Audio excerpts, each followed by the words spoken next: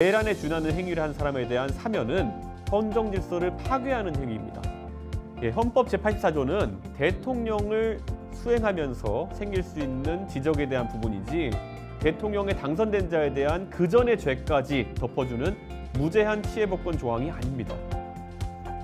작지만 강하고 효율성 있는 행정부를 구축해야 합니다. 대한민국의 행정부 중에 비효율을 야기하는 기관이 있다면 태지 통합 적극적으로 하겠습니다. 연금제도 개편해야 됩니다. 기여한 만큼 받고 안심하고 받을 수 있는 그런 연금을 만들어야 됩니다. 상속세뿐만 아니라 누더기 같은 세제를 모두 합리적으로 재정비해야 합니다. 그래야 기업과 개인에게 활력이 돕니다. 수학이나 영어 같은 기초교육 항목은 모든 학생이 일정 수준 이상 역량을 갖출 수 있도록 책임교육을 강화하겠습니다. 교육에 대해서는 개혁신당이 가장 앞선 공약을 내겠습니다.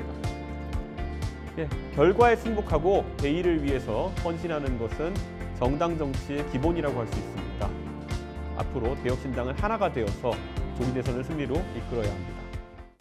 AI가 요즘 화두가 되고 있습니다. 딥시크 쇼크라고도 이야기하는데요. 저는 AI에 있어가지고는 호들갑을 떨지 않고 실제 필요한 것이 무엇인지에 집중하는 것이 중요하다 생각합니다. 실제로 AI에 있어서 연구 목적으로나 아니면 상용화를 위해서 데이터에 공정하게 접근할 수 있는 그런 법률도 필요합니다. 제가 국회 과방위에서도 한번 언급한 바 있는데요. 데이터에 대한 공정 이용 단가를 책정하고 그것이 연구나 아니면 사업화에 있어서 하나의 장벽이 되지 않도록 하는 것, 이게 중요합니다. 그리고 연구에 있어서 다른 나라에 없는 규제는 대한민국에도 없어야 된다 생각합니다. IT에서 어떤 연구를 할 때 실리콘밸리에서 할 수 있는 연구와 사업이라고 한다면은 대한민국에서도 어떤 규제가 없이 할 수 있어야 한다는 생각이고요. 그를 위해서 규제 기준 국가제를 도입해야 합니다.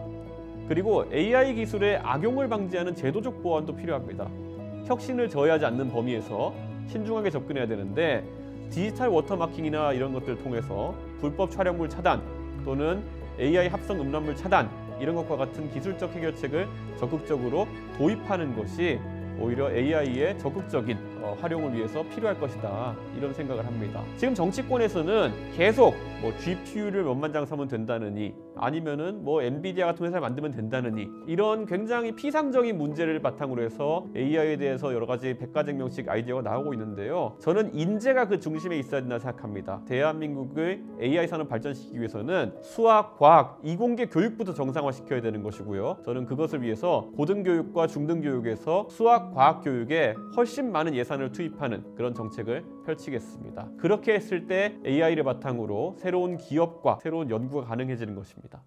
최근에 미국에서 일론 머스크가 도지라고 하는 정부 효율부를 이제 가동하기 시작하면서 굉장히 예산 낭비를 줄이고 관료주의를 타파하는 부분에 대해서 관심이 높아지고 있습니다. 대한민국에서도 이런 시도가 꼭 미국과 같은 방식은 아니겠지만 필요하다라고 생각합니다. 지금 19부, 3처, 20청이 있는데요. 문재인 정부에서도 18부, 5처, 18청이 있었는데 오히려 부의 숫자는 늘어났습니다. 저는 이런 것들을 적극적으로 줄이는 것을 검토해야 됩니다. 예를 들어 여성가족부와 통일부 같은 경우에는 예전에도 제가 언급한 바 있지만 이제 그 역할과 효율성에 대해 가지고 재검토해야 될 시점입니다. 여성정책이라고 하는 것은 사회복지, 가족정책 내에서 충분히 다뤄질 수 있고요. 통일부 역시 외교부와 업무가 중복되는 비효율이 존재하고 오히려 이런 비효율 때문에 통일정책에서 외교부의 어떤 사자 외교나 통일부의 통일정책이 따로 노는 현상이 발견되기도 합니다. 그래서 부처 간 기능을 재조정하는 것이 필수적이고요. 예를 들어서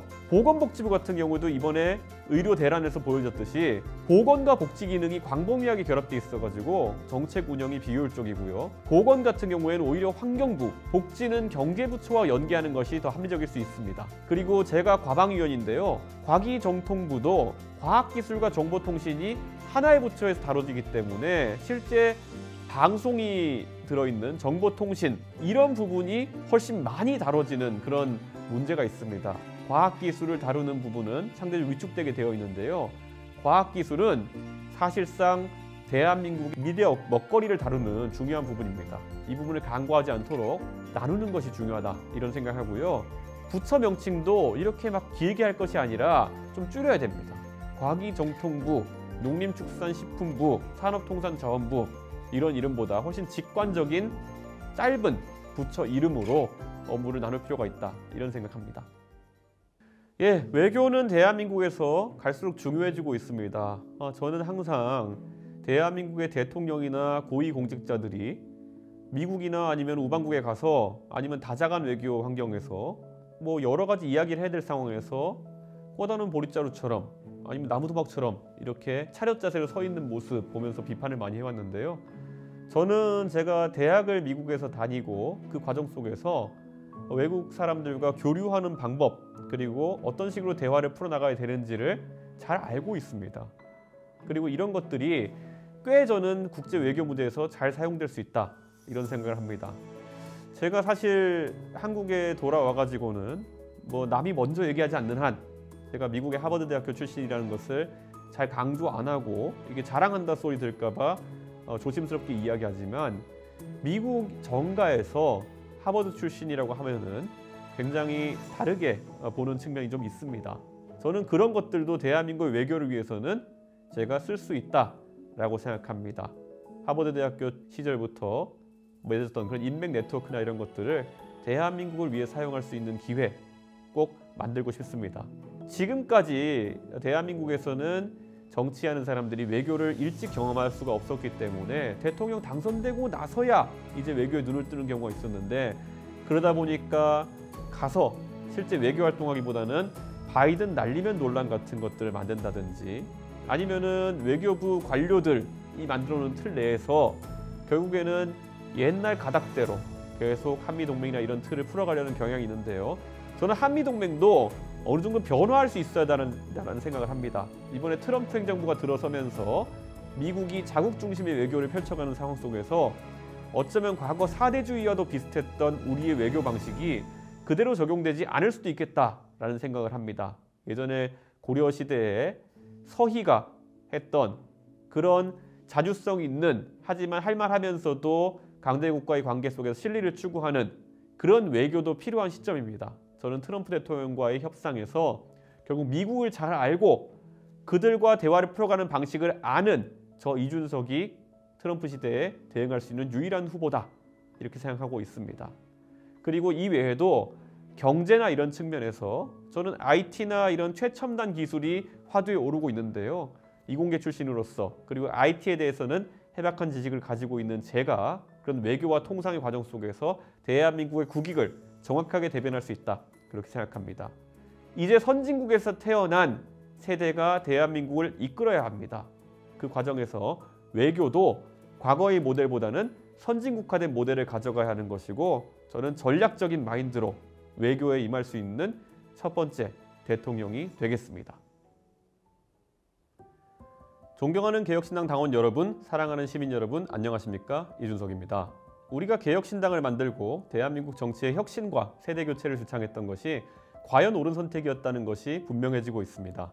국민이 물리친 망상과 계엄의 끝이 또 다른 망상과 부패의 시작이 되어서는 안 될 것입니다. 대통령 탄핵으로 열리는 조기 대선에 또 다른 기득권 세력이 대통령 자리를 방패로 삼으려는 시도를 어떻게든 저지해야 하는 역사적인 숙제가 우리 앞에 주어졌습니다. 정답은 이겨본 사람입니다. 이길 수 있는 사람입니다. 박근혜 대통령 이래로 보수의 이름을 내걸고 전국 단위 선거를 연거푸 승리로 이끌어본 경험을 가진 사람은 저 이준석밖에 없습니다. 3자 대결 선거 구도를 최초 지지율 20%에서 최종 득표율 42.41%로 승리로 이끈 동탄의 기적을 만든 이준석입니다. 젊다는 것을 특권으로 삼으며 살지 않았습니다. 자신감과 능력, 경험과 결과로서 증명해 보이며 여기까지 왔습니다.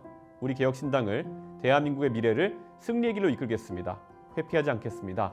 좌도 아니고 우도 아니고 앞으로 나아가는 길을 이끌겠습니다. 압도적 새로움으로 정면 돌파, 정면 승부하겠습니다. 고맙습니다.